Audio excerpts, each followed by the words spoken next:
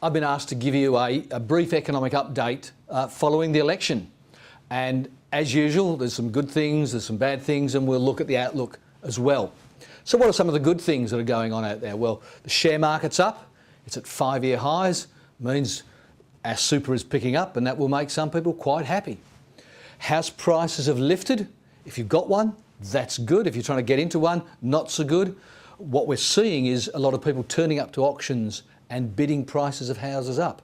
And why wouldn't they? They see the population rising, they see interest rates low. People are out there and they're now saying, look, the time is to buy. And particularly investors in this low interest rate environment, they're out there buying houses.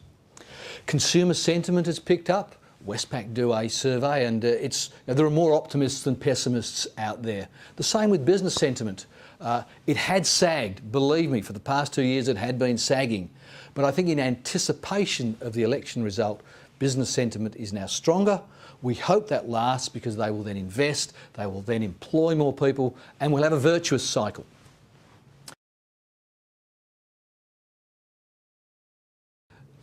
Not everything is good in the economy.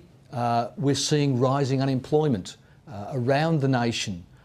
In West Australia, it's picked up because of the slowdown in mining. In the Hunter Valley, it's the same. And that makes consumers a touch nervous. So rising unemployment, the economy just isn't creating enough jobs for the people joining the labour force. It's particularly pronounced in the mining states. We've had a huge resources boom, a lot of construction, but that's now starting to slow down and things aren't replacing it. So that's impacting confidence as well. For those looking for government help, it's going to be tight. Government finances are tight. They're going to be frugal. They want to get back to surpluses over time. That means there's not going to be a lot of large-scale spending to help, say, the construction industry. So that's a bit of a negative, the squeeze by government. And as you would know, business lending is soft. And if business lending is soft, it suggests they're not going to be employing that many people. So, it could be worse. This isn't the recession. It's a slowdown. It's just a lack of confidence.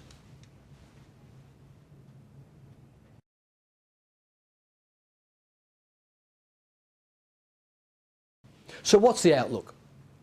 Well, interest rates are at two parts. There's the home lending, your average standard variable mortgage rate. We think the cash rate is going to come down another 25 basis points fairly soon. But the wonderful fixed rates that we have seen for the past year, they're starting to tick up because global interest rates are starting to rise and that's feeding through. So lower interest rates, say for standard variables, are possible, but the specials, the fixed rates, are tending to inch up. What about the Aussie? Well, we think it's going to go a touch softer from here, maybe into the mid-80s. Some of the things that held it up are now starting to fade. And an Aussie back in the 80s is a possibility. Look, a low dollar is good for some, it's bad for others. If you're planning on a holiday, still have one. The economy will be here when you get back. It could be in better shape, but it's not doing too badly at all. Thank you.